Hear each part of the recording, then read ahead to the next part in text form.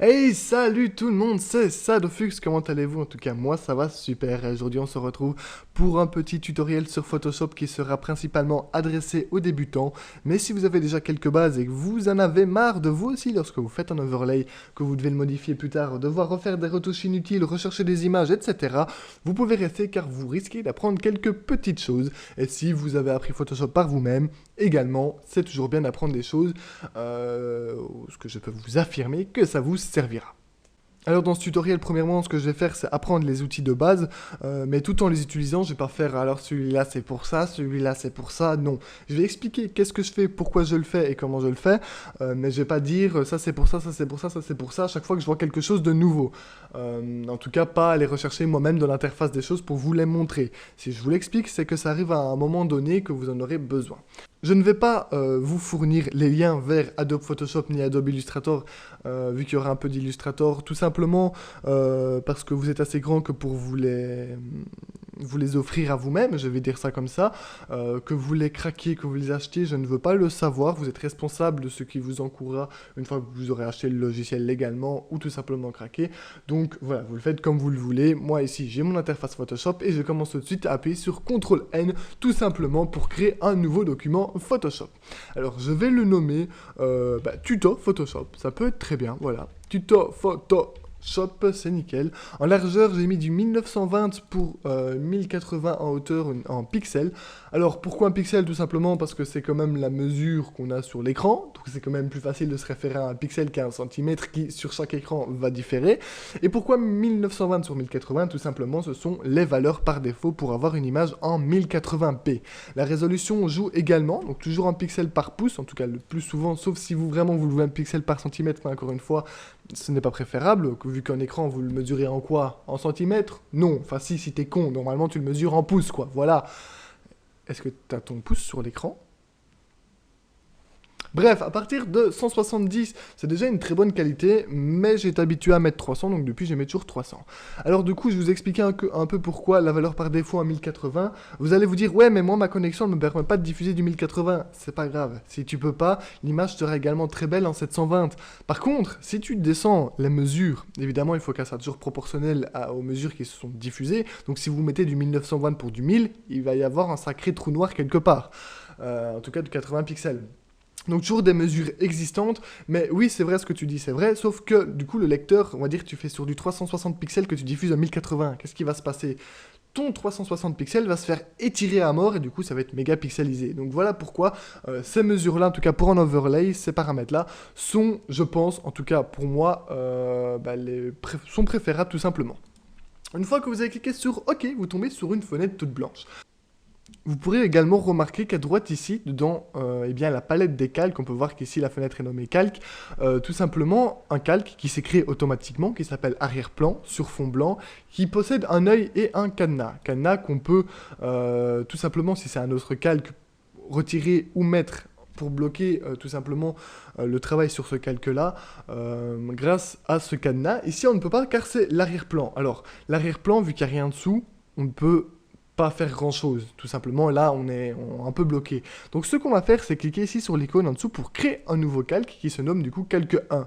Vous pouvez double-cliquer dessus pour le nommer, là on va le nommer Zozo, voilà tout simplement. Et ici on peut voir que je travaille sur mon calque Zozo et que si je désactive en cliquant ici sur l'œil, eh bien on voit à travers Zozo. Mais vous allez vous dire, oui, sauf que là on voit pas vraiment à travers, il y a des grilles partout. Cette grille qui est faite de carré gris et carré blanc, signifie que vous travaillez en transparence. C'est-à-dire que si vous l'exportez ce fichier-là en PNG, PNG qui est l'extension qui gère la transparence et qui est très souvent donc utilisée pour les sites, et ne me faites pas dire ce que j'ai pas dit, n'est pas que utilisée par les sites et n'est pas la seule extension utilisée par les sites pour gérer la transparence, eh bien, on verra la transparence sur le bureau. Par contre, si le calque ici est affiché au moment de l'exportation du fichier, on va avoir un problème, c'est tout simplement, ça ne sera pas transparent, vu qu'il y a un calque blanc. Également ici, si je retire, ça sera tout blanc. Donc, ce qu'on peut d'ores et déjà faire, c'est, vous allez me dire, gardez ce calque-là. Oui, mais si vous voulez travailler sur l'arrière-plan, ce qu'on peut faire et ce qu'on va faire pour pas avoir un calque transparent, qu'on peut, évidemment, si on crée un nouveau calque, on appuie sur G, qui est, en fait, tout simplement, la peinture qu'on met, tout simplement, Voilà, c'est le pot de peinture. On appuie sur G et qu'on met, on peut directement remettre un autre fond. On va appuyer sur X, ce qui va inverser deux couleurs ici, en blanc, en rouge, et on peut évidemment mettre les couleurs qu'on veut, c'est pas un souci. Mais pour, justement, en fait, éviter cette, entre guillemets, perte de temps, ce qu'on peut faire, c'est double-cliquer sur l'arrière-plan. Je bug un tout petit peu avec ce logiciel d'enregistrement là, excusez-moi, mais double-cliquer sur l'arrière-plan, on va le nommer pas Zizi non, mais Zuzu, voilà, et c'est devenu un calque normal, par contre non transparent, car totalement blanc. Du coup, maintenant qu'on a notre calque tout blanc, ce qu'on va pouvoir faire, c'est tout simplement aller cliquer ici sur l'icône qui représente une espèce d'appareil photo, on va dire ça comme ça, ce qui n'est pas vraiment le cas, qui crée un deuxième calque ici. Malheureusement, l'exemple sera très mauvais, donc je vais colorer, ça vous n'êtes pas obligé de le faire évidemment, je vais colorer ici mon fond en rouge, voilà, je l'ai un peu déplacé sans faire exprès, c'est pas grave, c'est pas très important, bon, on va quand même montrer l'exemple, hop, on va le remettre à sa place, et voilà, le colorer en rouge. Il faut savoir que pour se déplacer quand on est en zoom, c'est-à-dire en contrôle plus, on utilise la barre espace, pour qu'on peut voir que je me déplace sur l'image, bon là on voit pas grand chose, puis revenir en arrière avec le contrôle moins. Ici ça va être vraiment une histoire aussi pour gagner du temps de raccourci. C'est vrai que c'est un peu laborieux pour vous expliquer, mais j'ai tellement de choses à vous dire que même prenez peut-être des notes, et puis ne vous inquiétez pas, c'est à force de pratiquer qu'on y arrive, et tous les raccourcis vont pas beaucoup vous aider si vous les retenez pas, ça sera juste une perte de temps tout au plus, et vous arriverez quand même à un résultat final potable. Donc maintenant, vous allez me dire, mais pourquoi j'ai créé cette petite fenêtre en cliquant en dessous sur l'icône? C'est ce qui s'appelle en fait un masque, pour pas dire de conneries, j'ai bien lire, voilà, vectoriel. Bon, j'aurais dit masque d'écrêtage, pas d'écrêtage, de fusion, mais c'est pas grave. Enfin bref, on a créé un masque, on va l'appeler masque tout simplement. Ce masque en fait va servir de plan de travail, à la place de travailler directement sur l'image de fond, qui par exemple, d'ailleurs on va utiliser directement un exemple, on va aller sur tutoriel Photoshop, et je vous ai préparé un petit fond qui s'ouvre comme vous pouvez le voir ici dans un nouvel onglet. Vous faites CTRL A, ensuite CTRL C, et vous allez venir le coller. Vous allez voir qu'il n'a pas vraiment les bonnes dimensions. Pour le redimensionner, vous avez simplement à faire un CTRL T. Vous pouvez voir qu'ici, parce que là on est en dimensions qui ont été entre guillemets en hauteur identique, mais en largeur non. Si je veux pouvoir eh bien, replacer l'image sans l'endommager au niveau de la qualité et sans l'endommager au niveau des dimensions, je ne vais pas tout de suite faire CTRL T, mais faire un clic droit dessus et convertir en objet dynamique. Ce qui va en fait créer une espèce ça va être dur à expliquer, je vais dire ça avec des mots qui sont pas très corrects, mais une espèce de soudure entre tous les pixels qui vont faire que même quand je vais la redimensionner, va donner quelque chose de visuellement correct. Donc je l'ai ici, comme vous pouvez le voir, déplacé tout à gauche, et tout en appuyant sur Shift, je vais venir sur mon bord ici. On peut voir que ma souris change et on peut étirer le fond. Donc je reste appuyé sur Shift parce que si je lâche, ben, je peux en fait l'étirer sans que les proportions soient respectées. Sur un fond, ça se voit pas trop, mais sur une personne, je peux vous dire que si sa tête, elle fait 2 cm et que pourtant, en hauteur, il te fait des milliers de kilomètres, ça va pas le faire. Donc, on reste appuyé sur Shift, et tout en restant en pied, on va redimensionner, et peut-être même après, replacer, si on veut, dans l'espace de travail, le calque, et puis on appuie sur OK. Tant que vous n'avez pas appuyé sur OK, vous ne pouvez faire aucune autre action dans la barre des outils. Donc, si vous êtes bloqué, regardez bien que vous n'avez aucune fenêtre ouverte en mode redimensionnement, que je vous rappelle, c'est le CTRL T. Donc ici on a notre calque 1 qui est notre fond, on peut désactiver celui-ci et on met le masque. Alors ce qui va se passer, si ici à l'objet vectoriel maintenant je veux le gommer, je pourrais pas. Déjà pourquoi? Enfin l'objet dynamique. Parce que tout simplement il est un objet dynamique et il faut le pixeliser. Mais c'est pas grave, parce que justement ça m'arrange qu'il soit un objet dynamique, parce qu'il y a sa qualité et en plus de ça, si je veux faire quelque chose, nous avons ici un masque qui a été créé. Ce masque-là va pas fonctionner avec la gomme, ça va rien faire. D'ailleurs, on va reprendre une forme de gomme normale, ça va rien faire. Pourquoi? Tout simplement qu'elle fonctionne comme une feuille. C'est une feuille blanche. Si on vient mettre du noir dessus, bah, la feuille va laisser tout simplement apparaître le vide derrière. Bon, une feuille, elle fait pas ça, mais vous avez compris le principe. En revanche, j'appuie sur X, on peut voir ici en bas que ça change la couleur. Si je viens mettre du blanc, ça vient réparer la feuille. Vous comprenez un peu le concept? C'est-à-dire que maintenant, imaginons, on va créer un nouveau calque, on prend l'outil sélection, et tout en restant appuyé sur Shift pour avoir une forme, pour avoir une forme carrée, on a ici notre petit... pourquoi ça ne fonctionne pas? Pour Parce que je suis pas resté... Ah oui, je suis pas... Excusez-moi, voilà, j'étais pas dans le bon outil. Ici, on a des outils qui permettent soit de déplacer ou de créer une seule forme à chaque fois, soit d'additionner les formes, les soustraire, etc. J'étais pas dans le bon outil, voilà, tout simplement. On va dire que ça ici, ça va être pour la caméra. Mais j'aimerais bien que du coup, dans le fond, il y a un trou pour ça, pour gérer la transparence et pour pouvoir ensuite mettre ma caméra en dessous. Eh bien, à la place de gommer le fond et dans un an vous dire ouais, mais sauf que maintenant j'ai un fond vert ou tout simplement j'aimerais bien la bouger, j'ai plus le fond, comment faire? Tout simplement, vu que vous avez votre fichier qui n'a pas été endommagé, vous venez ici, vous cliquez sur G qui est le pot de peinture et comme je vous l'ai dit, vous venez ici en noir, donc cliquez sur X, vous allez faire ça. Et ce qui va se passer, c'est que ça va bien vous faire un trou. Le résultat est le même. Donc vous pouvez voir que là, c'est bien en transparence. Sauf que le fond, lui, n'a pas été endommagé. Donc maintenant, si je veux, je peux... Bon, là, il y a tout qui suit, évidemment, parce qu'ils sont liés. Mais là, voilà, je peux modifier et bouger comme je veux, sans risquer d'endommager tout simplement le reste du fond. Donc voilà, ça, c'est déjà une première chose pour travailler proprement. Donc, évidemment... Maintenant qu'on a fait un tout petit peu de théorie pour comprendre qu'est-ce que je vais faire, je vais vous montrer un peu plus rapidement comment faire pour prendre les bonnes dimensions dans tout ce qu'il nous faut. Donc ici, on va ouvrir une page Dofus, qui est peut-être déjà faite pour moi. On va faire un print screen qu'on va venir directement coller dans Photoshop. Donc, on peut voir qu'il prend directement les dimensions en largeur, en hauteur pas spécialement, mais ce n'est pas grave parce qu'évidemment il faut laisser du large, mais en largeur il prend totalement les dimensions. Vous allez me dire, ouais mais ça, techniquement, on s'en fout, et c'est bien vrai. Donc ce qu'on va faire, c'est tout simplement venir avec l'outil sélection, qui est celui-ci, venir prendre les bords en fait de cette page Dofus.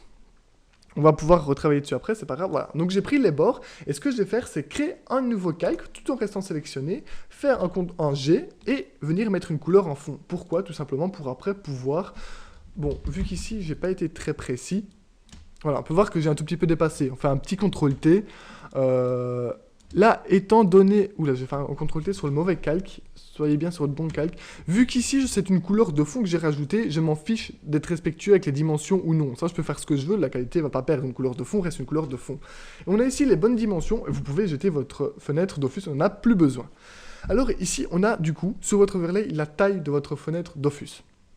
Donc soit, deux choix, vous souhaitez la conserver ainsi, pour ensuite après faire un contrôle et venir cliquer ici, ce qui va automatiquement sélectionner le tour, pour ensuite venir ici et nous faire un petit vide, hein. Donc là on peut retirer le calque, on voit que je suis en transparence, et puis vu qu'ils sont déliés, pouvoir après malheureusement bouger les deux en même temps, ou tout simplement garder votre forme rouge et au moment final faire un trou dans le fond.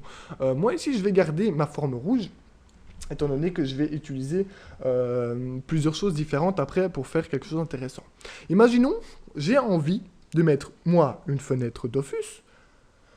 Mon chat, bon, vu qu'on peut le faire, je vais l'afficher directement sur ma fenêtre Dofus via la transparence chroma key qui est disponible via certains plugins. Et pourquoi pas, j'ai envie de mettre une fenêtre où il y a des dons. Voilà, des dons ou des données. Également ma webcam, je ne sais plus si je l'ai dit. Ici, on peut voir que moi, ici, ma fenêtre, elle me convient. Il y a assez en hauteur, il y a assez au niveau du bas. Moi, ça me convient totalement. Par contre, je me suis gouré. Et là, ma caméra est un peu trop bas. Ce qu'on va pouvoir faire déjà pour aligner les choses, c'est un CTRL R qui va afficher, comme vous pouvez le voir ici, sur le côté des règles. Ces règles-là, vous pouvez, là, peu importe le calque, on s'y retrouve assez facilement. Ici, restez cliqué et descendre une règle tout simplement sur l'endroit où vous voulez aligner. Puis retourner sur le calque.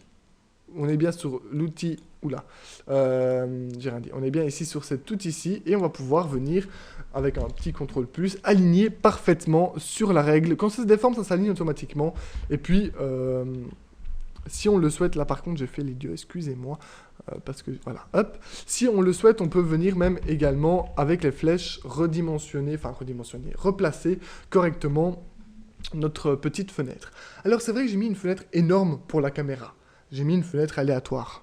Il en tient maintenant à vous de mettre les dimensions que vous préférez. Évidemment, là, les dimensions ne sont pas précises, car vous pouvez même, derrière, en mettant votre caméra, faire un petit zoom sur votre tête ou quoi. Donc, les dimensions vont vraiment différer selon les personnes. Et donc, du coup, voilà pourquoi c'est également bien pratique d'avoir cette possibilité-là de travailler sur le fond sans l'endommager. Ensuite, comme je vous le disais, je veux des trucs aussi en dessous. Je me suis dit, bon, maintenant, moi, ça fonctionne, c'est très bien, j'aime bien ces dimensions-là. On fait un petit contrôle clic ici. On vient ici faire totalement en noir sur mon fond. Et on peut même, maintenant, ne plus afficher ce calque-là. On arrive sur quelque chose de déjà visuellement bien. Je me dis, bon, maintenant, on va falloir prévoir la place pour 3 bandelettes en dessous. Donc, on prévoit un nouveau calque qui s'affiche au-dessus, ici, du fond. Et également avec une règle, pour pouvoir évidemment avoir les bonnes dimensions précisément, venir faire 3 bandeaux, on va dire, de cette taille-là. Boum, voilà, on met un petit jet dedans, un petit CTRL D, je voulais le dire, pour désélectionner, et un petit CTRL J pour venir dupliquer le calque, et puis un CTRL T pour le déplacer, CTRL J, CTRL T, et on déplace de nouveau. Donc voilà, ça se base vraiment, la rapidité, on va dire, sur la façon dont vous allez utiliser les raccourcis. Donc nous avons ici les 3 bandelettes. On va dire que ça me convient, même si vous voulez vraiment jouer dans quelque chose de bien aligné, vous mettez une petite règle ici, malheureusement ça s'aligne mal, mais c'est pas grave, et vous descendez ici vos bandelettes jusqu'à ce qu'elles soient bien alignées, et laissez peut-être ici un petit bord. Donc maintenant que c'est fait, ne vous inquiétez pas, on n'est pas obligé de laisser rouge, on peut même, si vous le souhaitez, ici tout simplement double-cliquer et venir ajouter par exemple des contours, venir faire... Donc le contour, on le verra pas parce que c'est un contour noir. Hein. Par exemple, l'incrustation de couleur, qui est rouge de base, on va la mettre, vous voyez que ça fonctionne bien, un vert flash, voilà. Donc vous voyez que ça fonctionne. Moi je l'ai mis un vert normal parce que le flash, ça faisait mal aux yeux. Donc maintenant que ça c'est fait, vous vous dites, ouais, sauf que ça me convient pas. J'aimerais bien avoir, je sais pas, un petit bord ou quelque chose. Alors ce que vous allez pouvoir faire, c'est comme ici vous avez votre fenêtre de Dofus qui est encore là, vous allez faire un petit CTRL-clic plus et faire un CTRL-C. Oui, je suis pas sur le bon calque. Donc sur le bon calque, un CTRL-C, vous allez ne plus afficher le calque ou laissez-le, mais bon, voilà, comme ça après vous n'oubliez pas de le retirer. Faire un CTRL-N, donc pour créer un nouveau, mais vous n'allez pas créer un nouveau. Vous allez juste prendre les dimensions de 1274 sur 1019. Vous allez ouvrir Illustrator, faire un CTRL-N, qui est également un nouveau fichier. Et là, vous allez en personnaliser, vous allez entrer les données ici, donc de 1274 à 1019. Donc 1274, 1019. Donc je regarde si c'est bien ça. C'est bien ça. Et vous allez appuyer sur OK. Ici, il n'y a pas vraiment de pixels par pouce ou quoi à mettre, étant donné que c'est du vectoriel, et que le vectoriel fonctionne par points et par courbes qui sont calculées de manière mathématique. Donc du coup, on a ici la fenêtre Dofus. Alors, on va pouvoir, du coup, grâce à ceci, pour être plus précis, car vu que c'est du vectoriel et qu'on va travailler avec du dynamique, c'est pas spécialement obligatoire d'avoir les bonnes dimensions, mais c'est mieux de travailler quand même dedans. On va prendre par exemple ici la forme carré, outil rectangle, on va créer un nouveau calque, je le fais toujours par réflexe, même s'il n'y a pas spécialement besoin, et on va venir, tout en cliquant sur Shift, encore une fois, pas sur Shift, c'est du vectoriel, je raconte de la merde, faire le contour de ma forme, on prend la flèche noire, alors, il y a 2 petites flèches. La flèche noire, tu sélectionnes toute la forme. La flèche blanche, tu sélectionnes un point sur la forme. Voilà, tout simplement. C'est pas plus compliqué que ça. Une fois que c'est fait, on va aller cliquer ici, qui est en fait le contour, et on va appuyer sur 100, parce que je veux pas de contour. On va aller cliquer là, et on va mettre un fond, par exemple. Voilà, comme ça, on voit bien que le fond existe. Imaginons, moi, j'ai envie que la forme de mon overlay Dofus soit un truc assez... Comment dire, pas design, non, je sais pas trop comment vous dire. Enfin bref, voilà, on va CTRL-C. On va verrouiller le calque, nouveau calque. CTRL-V. Là, avec la flèche noire, vous allez venir sur un bord, tout en appuyant sur Shift cette fois-ci. Donc vous le sélectionnez sur le bord, tout en appuyant sur Shift, diminuer de ceci plus ou moins. Car vous allez ensuite venir la recadrer pour que ce soit plus ou moins centré. Et ici, on va faire quoi? On va mettre tout simplement un bord blanc. Voilà. Donc, on a ici un petit contour qui va pouvoir être réutilisé. Ensuite, une fois que votre bord blanc est fait, on peut partir dans des fantaisies. Ici, je prends la plume, qui est un outil un peu plus dur à utiliser, que je vous apprendrai un peu plus tard. Et on peut venir travailler donc sur ce calque-ci, pour qu'il soit au-dessus ou sur un nouveau calque. Par exemple, je sais pas moi, le centre, il me paraît où comment je peux faire pour... Bon, on va prendre les règles, on va faire le centre. On prend les règles. On est... Oh, j'ai la flemme de calculer. Donc on va dire par hasard, c'est pas grave, on va faire voilà, une petite forme bien longue et bien pesante, hein, qu'on va venir placer ainsi. On va venir mettre les couleurs du contour, et voilà. Donc on a quelque chose, par exemple, pour venir placer notre nom.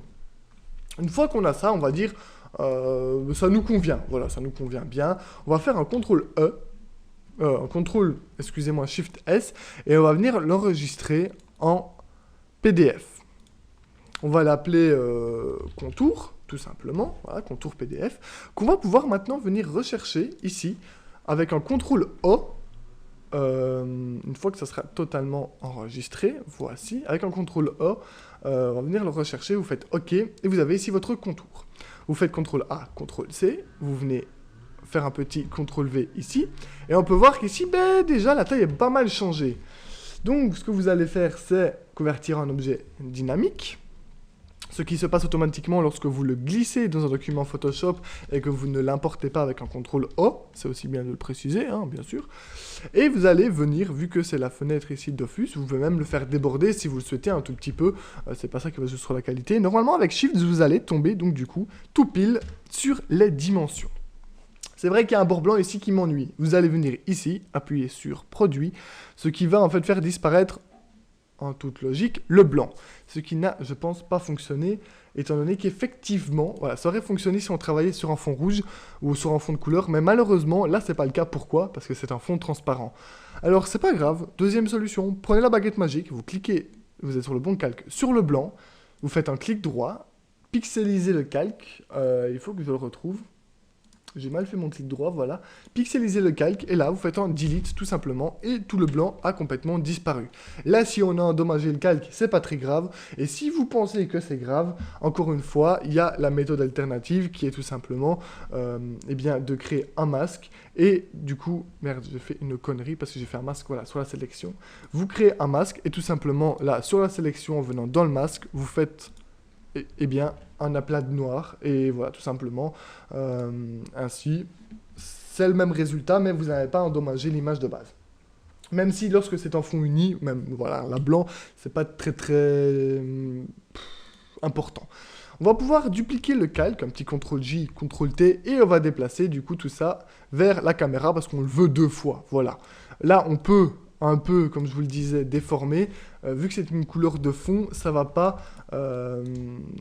déformer, à proprement dit, et bien tout simplement, l'image. Voilà. Donc, ici, ce qu'on aurait même pu faire, mais que je ne ferai pas, mais qu'on aurait pu faire si on est vraiment minutieux, c'est ici les bords, les aligner, ou même changer l'alignement, puis écarter les bandes.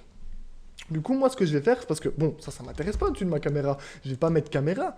Vous prenez l'outil sélection, et là, tout simplement, vu qu'on a fait, comme je vous disais là, donc vous allez venir faire une... Là, par contre, c'est ennuyant parce que, voilà, il s'aligne en fait automatiquement sur les règles que j'ai faites, donc il faut un peu plus zoomer. Vous allez ici, tout simplement, soit venir avec le noir, remplir le tout, voilà, ou alors, tout simplement, avec la baguette magique, supprimer. Mais comme ça fonctionne aussi. Ensuite, bah, on avance déjà pas mal, mais la couleur est un peu moche. Bon... c'est pas grave.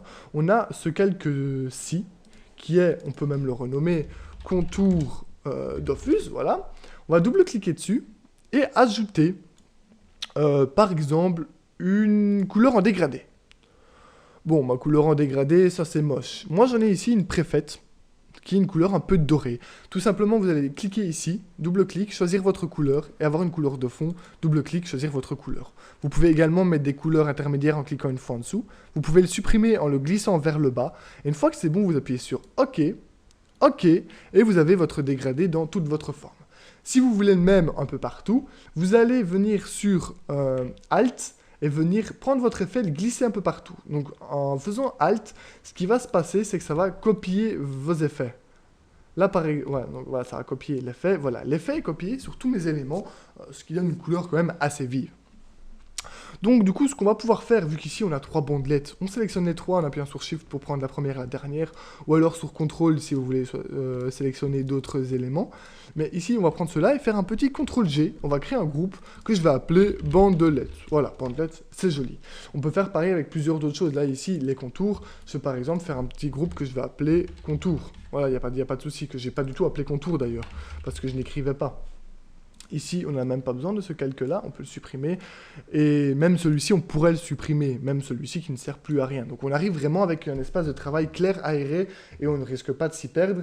Et maintenant, si vous voulez retravailler plus tard dessus, vous n'aurez aucun souci à le faire. Maintenant, pour bien prouver que tout ça fonctionne, on va aller rechercher ceci. On va le remettre ici, et on va le mettre en dessous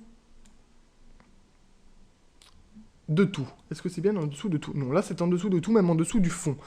On va sélectionner seulement ce qui nous intéresse, c'est-à-dire ici la fenêtre d'Office en elle-même. CTRL-J pour pouvoir copier seulement la sélection. Et on va tout réafficher, sauf celui-là. Et on va pouvoir donc du coup déplacer notre fenêtre d'Office en dessous. C'est simplement pour témoin, pour bien vous montrer que les dimensions sont respectées. Ici, la bordure dépasse, mais comme je vous l'ai dit, c'est parce que je l'ai fait dépasser. C'est à vous, après, de ne pas la faire dépasser, mais c'est pas quelque chose qui va choquer non plus. Également pour la caméra, je n'ai pas d'image sous la main, mais ça fonctionne exactement de la même manière. Si vous voulez vraiment avoir la preuve, on va créer un nouveau... pas heure, on va créer un nouveau calque, et voilà, tac, tac, tac, tac, tac, ça c'est moi. Voilà, je suis actuellement dans la caméra. Maintenant, c'est bien beau tout ça, mais il n'y a pas beaucoup d'informations. Là, tout ce que je veux, c'est évidemment pas beaucoup de choses d'informations. Dans les prochains tutoriels, on verra comment optimiser l'espace et comment faire quelque chose visuellement d'attrayant et également pouvoir convenir un maximum au type d'activité que vous proposez. Donc, on va appuyer ici sur le T, qui est l'outil texte, et on va se placer, on va dire là, par exemple, je vais tracer eh bien, un endroit où je vais écrire, par exemple, tutoriel. Voilà. Problème, c'est que ça n'a rien marqué. Pourquoi? Donc, vous allez venir tout sélectionner. Et en fait, vous allez voir qu'ici, c'est beaucoup trop grand. Donc, on va diminuer. D'ailleurs, c'est le problème que je vais avoir, c'est que je ne sais pas. Voilà. On peut voir que c'est beaucoup trop grand. Donc, ou même un petit CTRL A. Et on diminue. Hop. Pour avoir la police une taille correcte. On peut également changer la police. Moi, il y a une police que j'aime beaucoup pour mes overlays, c'est la police Impact ou alors Aku Nkamu. Voilà, Aku Nkamu. Et on va pouvoir donc, du coup le placer. Là, c'est vrai que au niveau de la taille, c'est pas idéal. Mais on peut évidemment lui appliquer des transformations, malheureusement qui va, comme je vous le disais, le déformer et être assez moche au niveau du résultat, mais si vous aimez, vous aimez, et faire pareil du coup pour les autres parties et mettre un peu ce que vous voulez. Donc voilà, j'espère que ce petit tutoriel vous aura plu. Si vous avez des questions, n'hésitez pas à les mettre en commentaire. La prochaine vidéo arrivera très bientôt où vous pourrez apprendre comment, je vous le disais, avoir quelque chose, un résultat assez visuellement potable, même attrayant, et comment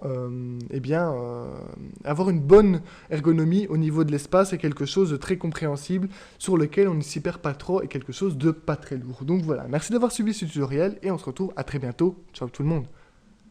Attention, non, ce n'est pas terminé. J'ai oublié de préciser en pensant que c'était logique que j'allais mettre le fichier que je venais de créer avec quelques modifications pour que vous puissiez plus facilement le comprendre dans la description. Mais également, je vous conseille, si vous souhaitez suivre les prochains tutoriels, de sauvegarder votre avancée sur Illustrator et sur Photoshop en extension .ai pour Illustrator et .psd pour Photoshop. Voilà, merci de votre attention. Ah non, merde, c'était avant que je vais attirer votre attention. Bisous tout le monde.